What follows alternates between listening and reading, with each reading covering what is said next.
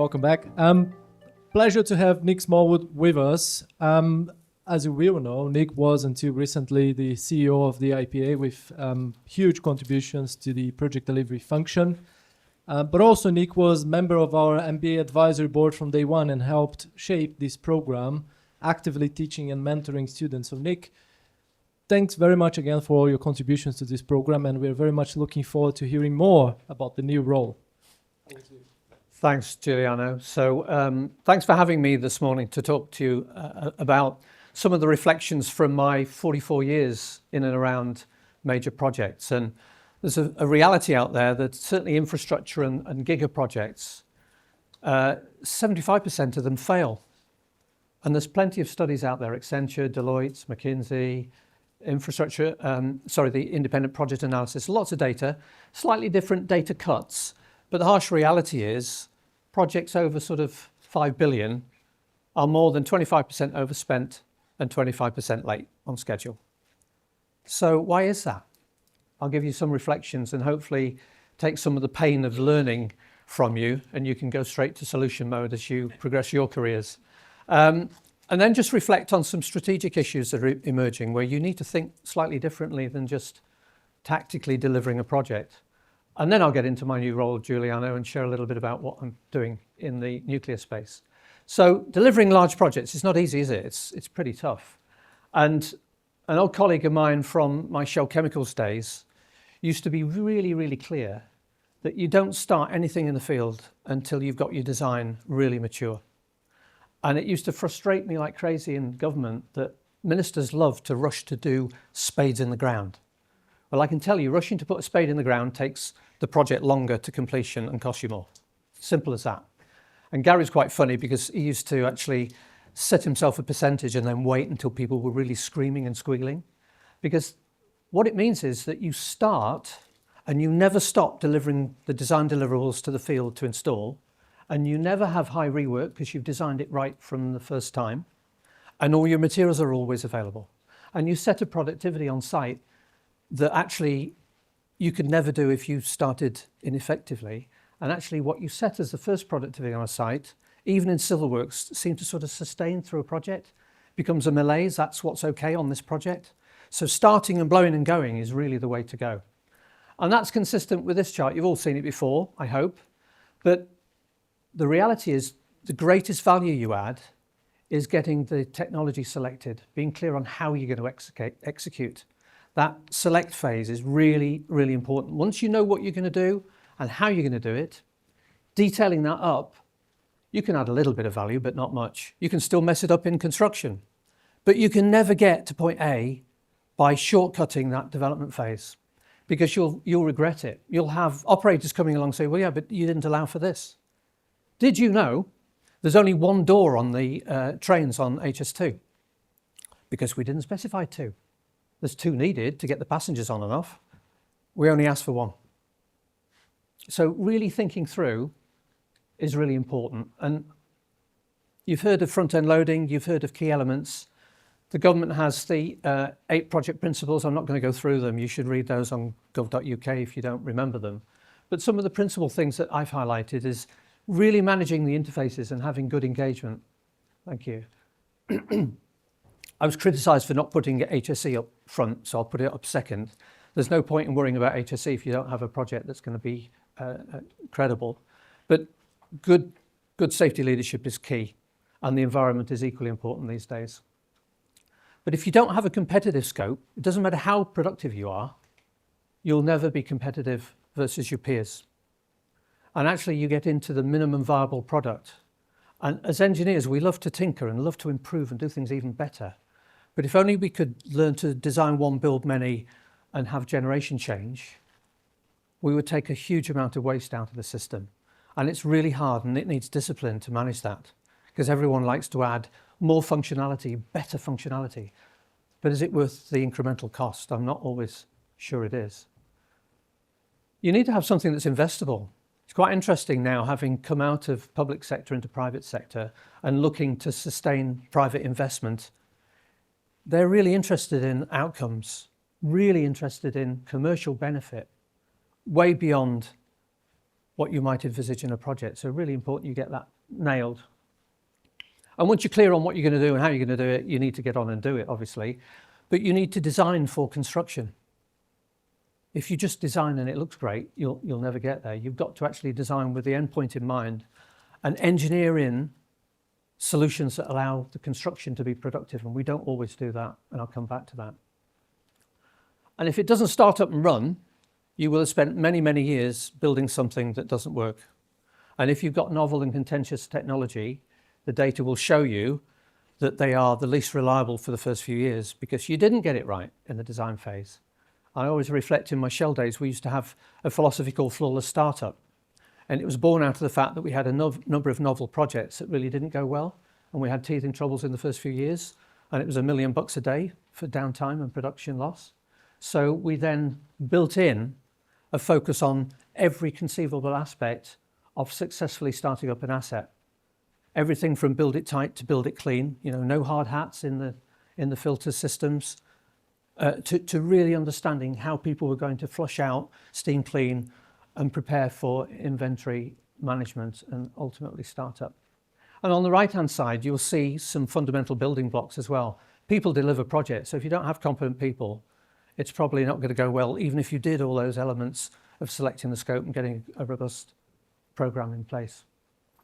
I'm particularly struck that AI now is going to play an increasingly important point in delivery of successful projects, and is actually a toolkit that you can employ to help project delivery. And the data speaks for itself. Again, most of you will have seen this chart, but you're not talking about incremental change versus an okay developed project. A best practical developed project is going to be 10 to 15% cheaper for the same functionality, and potentially 10 to 15% shorter in duration. So as we strive to deliver projects better, the point I'd leave you with is not to rush and take corners. It reinforces the fact that you should be doing a better job of development. And actually, this graph says it all for me. This was compiled over about 15 to 20,000 projects that showed if you really focus on getting the scope right and cost estimating it and getting to the lowest possible cost, you can probably deliver that 10 to 15% less than industry average. When you go and try and go quicker, the costs will start to go up exponentially. And actually, it's not true that they go up that left-hand curve. What happens is projects boomerang over to the top right-hand corner where the star is. And that's where the train wrecks, 25% over on cost, 25% over on schedule, are because they just tried to do too much and messed up big time. So there's no excuse in my book. Another data point, projects that try and accelerate and try and schedule drive at the expense of all else, compared with all other projects, not just the lowest cost projects, but those that didn't chase schedule. And on every aspect, whether it's cost, operability, execution schedule index, they are double digits worse by trying to chase schedule. So what's the trick? We'll come back.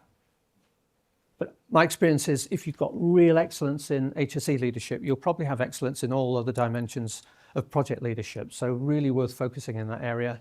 And no harm to people and the planet is becoming increasingly important. We've still got the worst suicide rate in the UK infrastructure industry than any other for males under 30. Follow the 8 project principles. I'll let you look those up, but they're pretty robust. And please don't start until you're ready to start. You've got to design and you've got to control the scope. It's particularly struck me as well, looking over the last few years, that having been clear on what we're going to do, define the scope, we love to change it before we've even built it. We love it. I've got a good idea, I can improve it. Oh, come on down, I'll change 750,000 drawings, no problem. Oh, I've already installed it, I'll take it out and put your new one in. No, seriously, we are abysmal at change control. World-class projects have less than 2% change. Think about it, that takes some real discipline. And my last project in the States had an endless revolving door of people coming into my office saying, I've got a great idea. I said, go away. Is it safe and will it work? Yes, we're past the point of good ideas. You really need to put your foot down and stop and say no. And it's hard because they probably are really good ideas, but you just have to say no. It's designed. Think about it. The later in a project that you come with a design, It goes from a factor of 2 or 3 on cost to a factor of 10 if you were to change the design and all the drawings. But what if you really have purchased it and it's on the high seas to the construction site and you've now got to buy something slightly different to install? It really goes into a huge impact on cost. So I always use the term, expeditiously chase schedule to FID without incurring undue risk.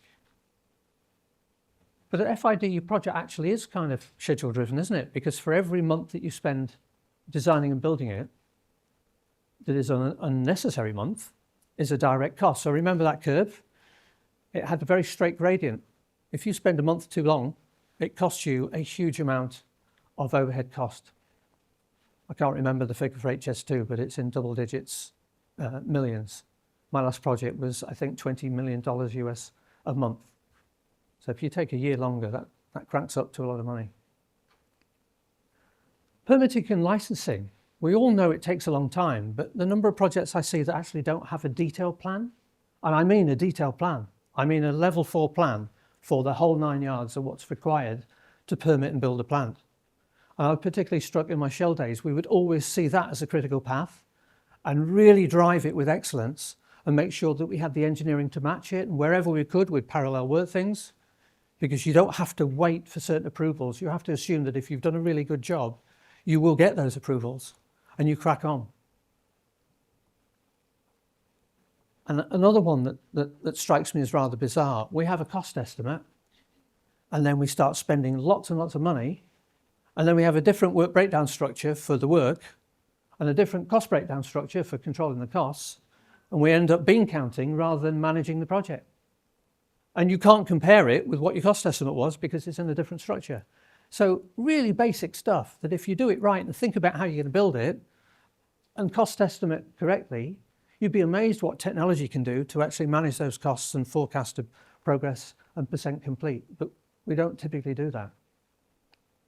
You also need to be a really intelligent client. And again, that needs some proactive work on the client side and on the team side to understand what your supply chain is good at and what do you need to challenge them to do. Because if you don't ask for it in your scope or your contract, you most likely won't get it. So have you installed 4D CAD as a requirement? Do you expect them to use advanced work packaging? Have you insisted on them tracking and tracing all materials above a certain value? All technically possible, been around for years, not typically done in UK infrastructure unless you ask, which I find incredible because it's there to help you. So managing that supply chain is actually what it's all about, isn't it? So once you've got clarity on what you want to do, you've got a good business case, you've got the investors on board, you know how you're going to design it, going to the supply chain and buying all the kit, managing the materials and having someone to install all that kit really requires you to contract manage. That's where the biggest focus of scope will be and where you need the skills to do that. So what is an intelligent client? Well, right sizing it is really important. And again, I've seen many, many projects which say, well, we haven't taken FID yet, so we're going to use this junior team until we're certain we're going to invest. And so all the skills that you really need come late. Or worse, you undersize it when actually it's novel, contentious. The supply chain don't have the skills to know how to operate that kind of asset because they've never operated that kind of asset. So that's where you need to come in with the team to help them. And actually novel and contentious projects are at the higher end of that spectrum. You could have a multi-billion pound project and actually have quite a low value of total cost of the owner's team. If it's a repeat project in a mature location, 3% is doable. And the bigger the project gets, the lower the percentage goes. But you do have to have a clear scope of work. And again, lots of duplication. Project I had in the States, 300 in the owner's team. I got rid of them down to 80 and the productivity of the contractor went up and they thanked me for it because they were finally allowed to do their job rather than endlessly attending meetings to appease the client. Because we create work. So if you create good work, that's good. You create bad work, that's bad. And you slow the project down. You literally slow the project down. So being clear on what's the contractor's skill set, what's your skill set, being intelligent about the interfaces and how you manage, really, really important. So we built the project, it started up. How would you measure success? what would be your idea of meeting objectives and criteria for success, you should be able to document that before you even start, because we should be focusing on outcomes. Again, not many people do that. Project controls. Oh, we'll do that later. We'll add up the numbers and we'll get the invoices in, and we'll think about value management later and controlling the schedule. We haven't done a quantitative schedule risk analysis yet. S-curves. Anyone heard of an S-curve? Yeah. You don't see many out in UK infrastructure. It's a fundamental tool I've always used. Now you can use AI to track whether you're in the bounds of probability that's acceptable on an S-curve. So why wouldn't you do it? And AI has more application than just tracking S-curves or ChatGPT. There's about 6 or 7 parts of project land that it can really, really help with. You need to build a team. Increasingly, we're under pressure to go as quickly as we can, deliver better outcomes. You've got to pick the right horses for courses. You've got to be really comfortable that if you've got a square peg in a round hole, you change them out. Because time marches on, and if you've got a project over 5 years, 4 years, you've only got a finite amount of time to build a team. So be robust in picking the right team in the first place. Be data-centric. So we're increasingly in a data world. AI relies on data. You can't use the available technology unless you're really focused from the get-go on how and what you're going to get. And you need to be data savvy, because the amount of data you can collect. If any of you watch Formula One on the TV and you see how many million data points a second they grab and they analyze, yeah, they're really good at it. In industry, we're not really good at it. So we still have millions of data points and we don't know how to deal with it. So we're struggling to understand. You really got to map out the critical few things you need to monitor and go after them. And actually the Formula One teams have worked out it's winning the race. So what do they need to know to win the race? And that takes me to the art of the possible. We're very blinkered, aren't we, in the infrastructure world? We want to go and put spades in the ground and do things quicker, and yet our productivity is awful. And it's been lagging behind many and many other industries for decades. And we haven't woken up and said, well, what is it that we should be doing that we haven't done before, rather than looking at how things are done today? I was particularly struck on a visit to Hong Kong last year on the use of drones in building a road tunnel under Kowloon. And they were doing all the inspections for the tunnel using the drones. They were using AI to manage off-site manufacture of all the components. I came back to the UK, same contractor in the UK, doing a massive project in the UK. No drones, no AI, because we didn't ask. Simple as that. Contract management skills. I mean, really, it's not just procurement. It's not going to the market and getting the bids in and analysing them. It's contract managing through the life of the project. Again, something that needs a certain skill. And many of the PFI contracts that went horribly wrong in the UK are because we had a great idea, we built the asset, and then we didn't manage the contract for 25 years. Bad outcome. And governance is a hugely important part, and getting it right early and agreeing with all parties and partners is really important. And it will likely have to change through the life of the project. So you need a different skill set in the board to get private investors on board. You need different skill sets to oversee a massive construction phase. Sizewell is going to be 10 years in construction. It's not going to be making any electricity.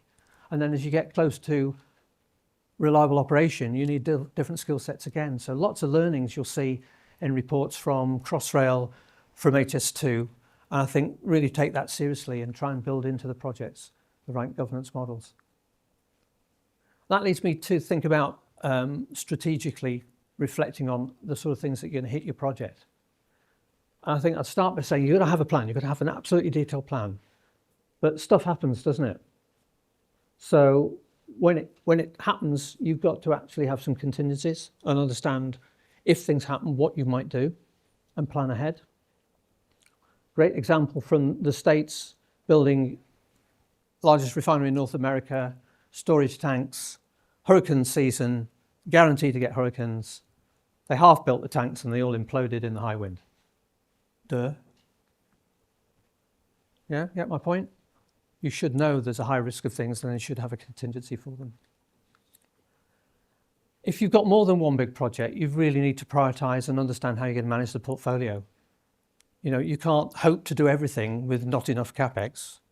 You'll have to prioritize, and otherwise the market or the project will prioritize for you, and it might not be the result you want. So managing a portfolio is really tough, but not managing it is even tougher. So you really need to get your head around the priority of projects and how you're going to resource them and work between them.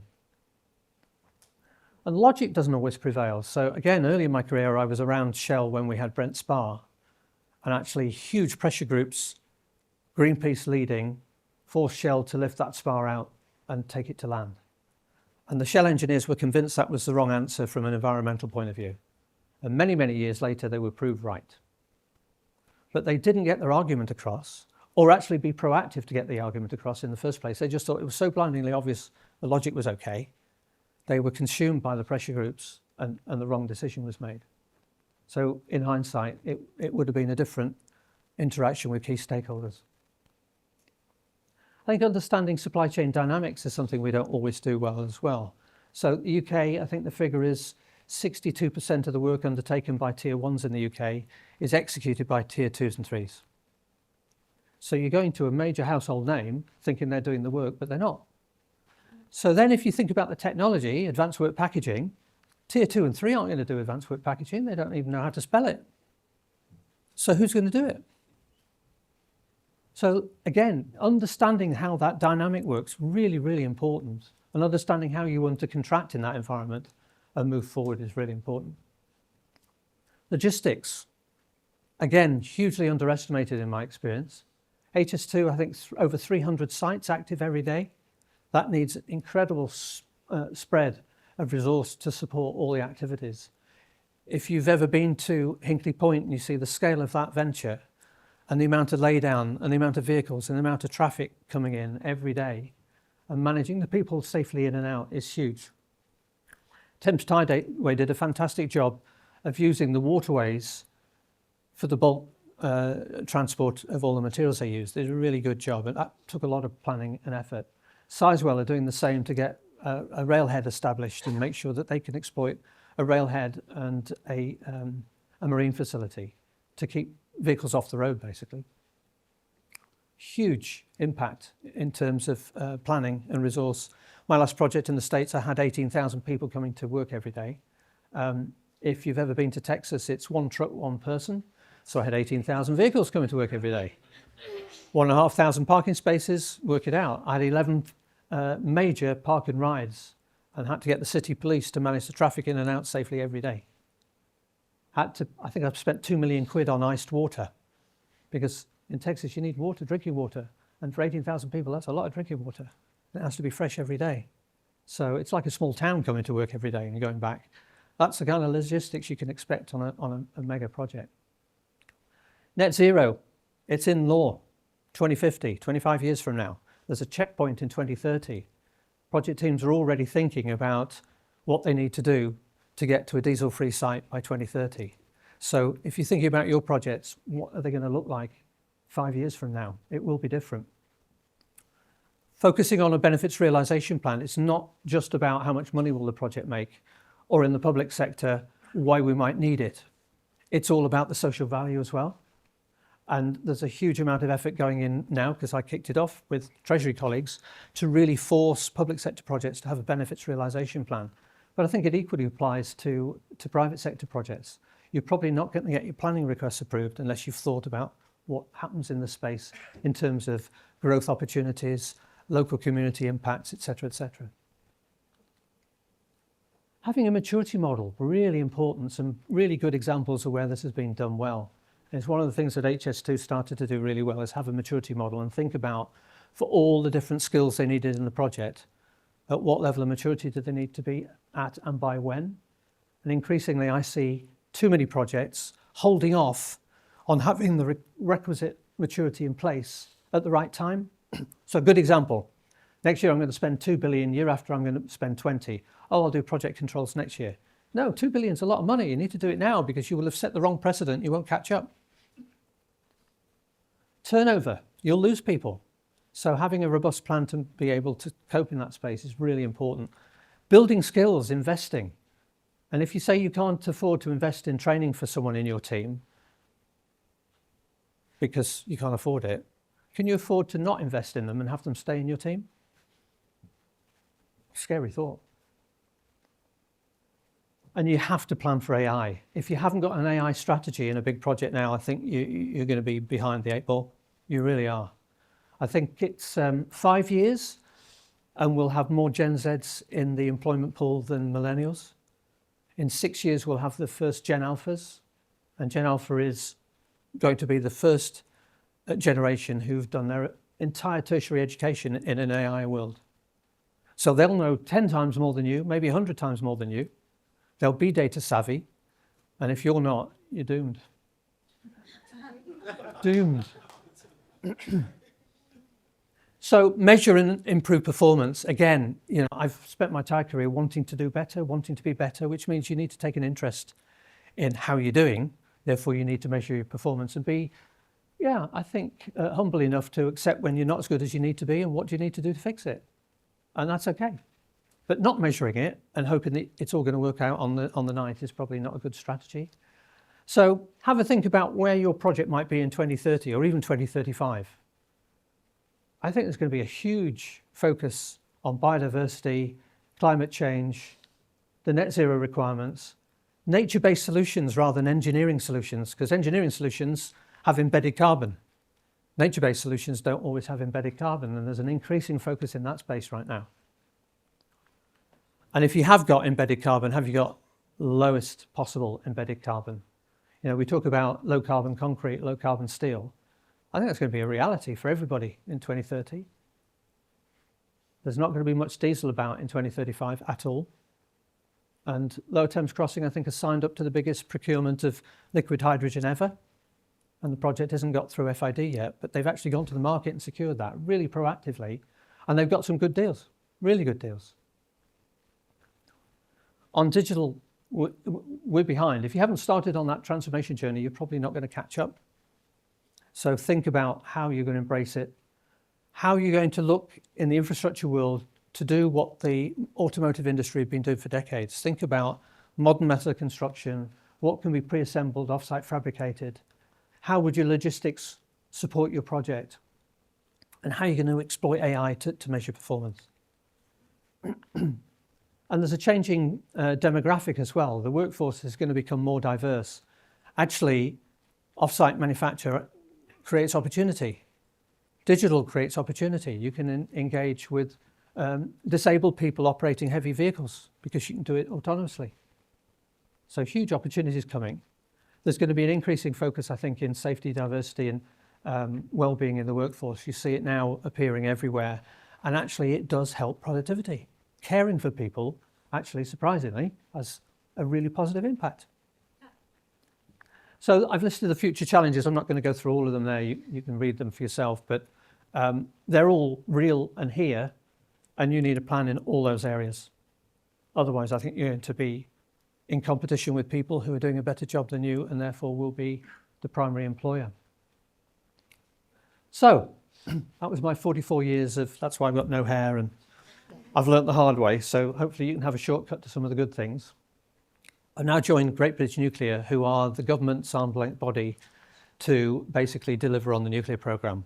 So ultimately that will be not just the small modular reactors, but also the next large-scale gigawatt when we finally make up our minds, and ultimately advanced modular reactors, which are coming down the track, not yet available technology.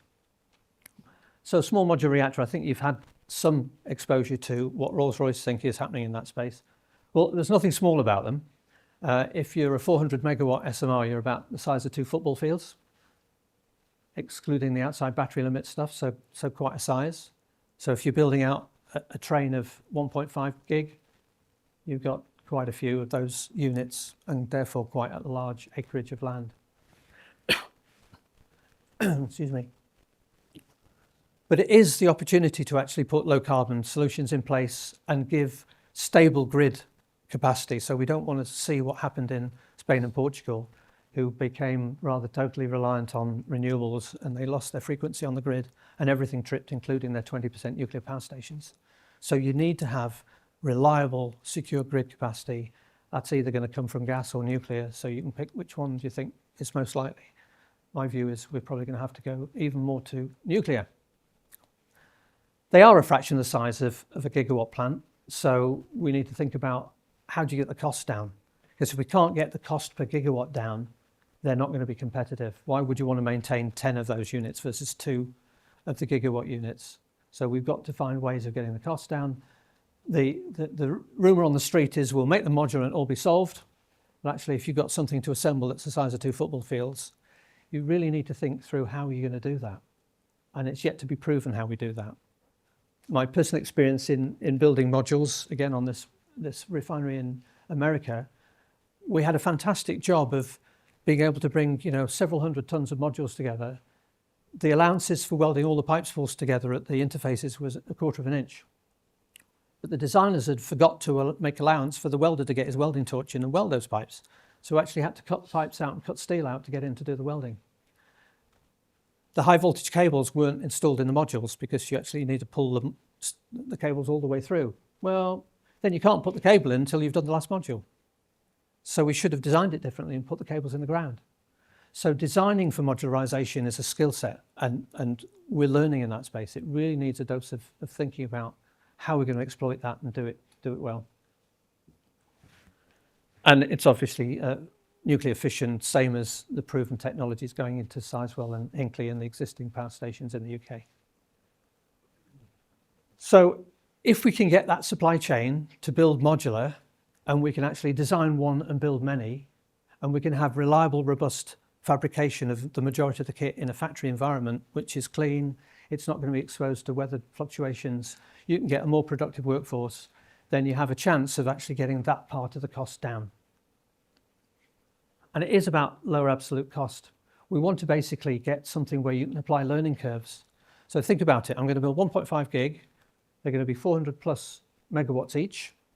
I'll design the first unit. Well, if I build the second unit, I've already designed it, so there's 15% design cost gone from that project. Actually, I did a deal with the manufacturer of the reactors that I was going to give him a deal for 4, so I'm going to get a discount on the second, third, and fourth come along. And by the time I'm building the third, I've learnt how to do it quicker. And the difference on Hinkley Point between reactor 1 and reactor 2 was 30% productivity improvement. So by the time you built 4 trains, 1.5 gig, you should see a huge increase in savings from the first to the last. And then if you say, and I'm going to build tens of these things, you really should be able to exploit those learning curves further. If they're smaller, then if you look at what's happening in the States, they're looking at powering the data centers using SMRs. Now they've got much more land and less public perception of what the risks are. I think it's a few years away before we can persuade the ONR to build anything other than an SMR on a nuclear licensed site, but we're at the start of that journey for sure. And you can match demand, so that's the nice thing. So if you've got an industrial complex and it needs 800 megawatt, that's what you build. If it's 400, that's what you build.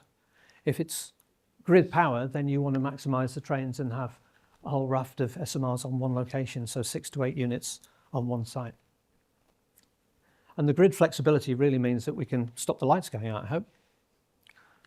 And this is, again, industry data well before SMRs were even a glint in anybody's eye that shows if you build one plant and then build one identical, you can expect a 30% saving in cost. So that's against thousands of projects in a similar world. So it's not just a belief system, it's actually proven in industry that that's the art of the possible. So a lot more to do. In terms of where are we, we're actually on the journey with technology provider selection. So we're out to 4 bidders. The bids are being appraised right now. We're going to make some technology choices in June around the spending round and hopefully get permission to go ahead with 1 and possibly 2 development companies and build out 2 1.5 gigawatt sites in the UK. So that's the plan. I think I'll pause there. Giuliano, back to you.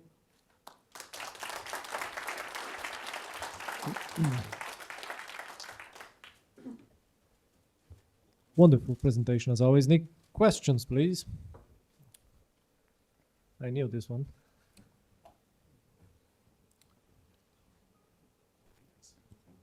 Thank you, Nick. I'm really interested about the small modular reactors and talking about the supply chain. Given it's such an innovation. It's something so new. Can you speak more about how you're organizing your relationships with the supply chain, particularly kind of the cost and reward of kind of these innovations and kind of the role of GBN in that space? Okay, so we've got quite a complex contract quilt, as you can imagine, because the technology providers for the nuclear reactor can't do the entire scope of the project. So we're going to be going into an alliance, basically. We want the supply chain to invest in their supply chain. And we're going to have distant providers, so people who are doing the forgings for the reactor and the steam generators. We've also got a huge amount of civil works to do, and if you can modularize that, that should be much closer to the construction site. And you've got all the kit that will go into the nuclear island, which is lots of mechanical equipment, high vacuum equipment, electric stuff. And you need a different supply chain to do that. It's all going to be designed and it's got to be integrated. So we need a delivery partner who's going to help glue all that together. The technology providers are going to go to their delivery partners to get their supply chain secured. And we want to get to a world where there's a long-term fleet expectation. So we won't just want to build one power station with 4 units on it. We want to actually see 1 a year rolling out over the next 20 years if you want to get to where we need to get to. If you do that, you can invest heavily in the right supply chain, so building factories rather than one-offs. And if you build a factory and you can keep rolling out nuclear reactors of a certain size, you build actually growth, you build job opportunities, a whole raft of things. So it's going to be quite a complex contract with risk and reward long term. And we're at the very first step of choosing the technology partner and who we're going to partner up and work the first one with. There is actually only one other project in the world that's slightly ahead of us, the OPG in Ontario. They've actually contracted with GE, and their supply chain will be US based, which doesn't have the same impact on UK growth, but they may end up being our preferred technology provider. I don't know. I'll have to see. Yeah. Nick, thank you very much. I noted your point about sizing the owner's team, so the 3 to 15%. Yeah. And that's an area that I'd like to explore more. And could you talk a little bit more about how do you go about sizing the project delivery team and that variation between 3 to 15%? Yeah. What factors to influence that? So you should size the team not to be the smallest. It should be the optimum owner's team to do what only the owner can do. So you shouldn't be contracting for an engineering procurement construction contractor to do the commissioning and startup of a project that they have no operating experience of. And yet we consistently used to do that in the oil and gas world, and we get late in the contract and say, oh, they can't do it, we'll have to do it, and we stepped in. So think about the skills that only your business has and what skills and risks are better managed by the contractor, and then make sure you have enough oversight to manage the things that you're contracting with them to do. So if you're building a plant that you've done it before many, many times, you've got really reliable suppliers, you just need to have enough resource to manage the contract. If you've got a new location where only you can actually manage the stakeholders and get the planning through, don't throw it over the fence and expect the supply chain to do the planning. In fact, that's a mistake that HS2 made. They asked the supply chain to do all the permits and planning. That's not the skill set that they had. So you really got to be ruthless in being honest about what can you do, what should the supply chain do, is it repeat, is it straightforward, have I got good relationship and trust with the supply chain, and then make your team as optimally small as you can to get away with it. Don't shortcut, because if you hope that the supply chain's okay, hope isn't a good strategy. You really need to get oversight and the right oversight.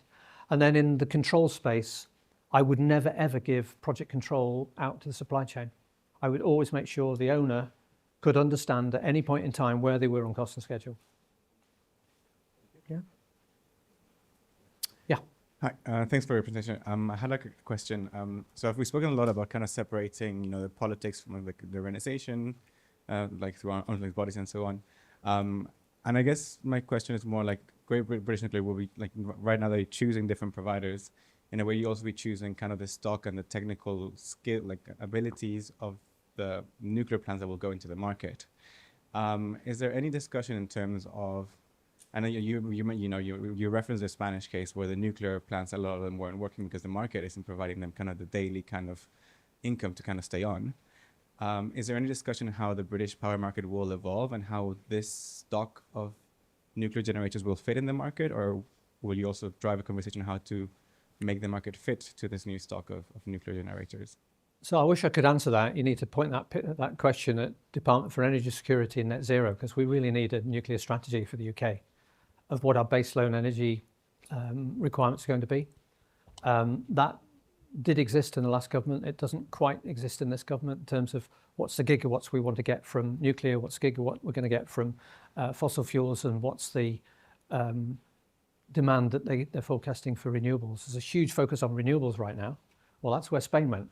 And with 20% nuclear, it wasn't enough to keep the grid stable. So that's a good case for actually we need more nuclear, if I'm honest. But it's not written down yet in the strategy about what we're going to do. So the markets are being analysed. DESNZ are doing a study right now to look at what they think the total capacity requirement from nuclear is going to be. And they need to publish that as soon as possible, basically, and then we can start to plan. Personal view, and it is a personal view, I think we need SMRs, we need lots of them, and we need another gigawatt at least. If you want to get to sort of 18 plus gigawatts on the grid, just do the maths on how long it takes you to develop these technologies and build it. Sizewell took 10 years to permit, 10 years to build.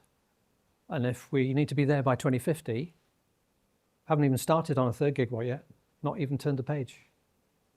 SMRs on grid, mid-30s, late 30s. If everything goes well and no technical glitches, again, that would be a stretch. But that's the first ones. You then probably need one a year every year all the way to 2050.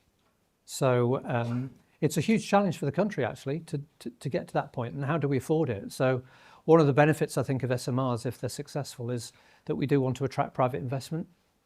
So there's quite a big risk with a gigawatt investment. And Hinkley didn't help by being overspent and late.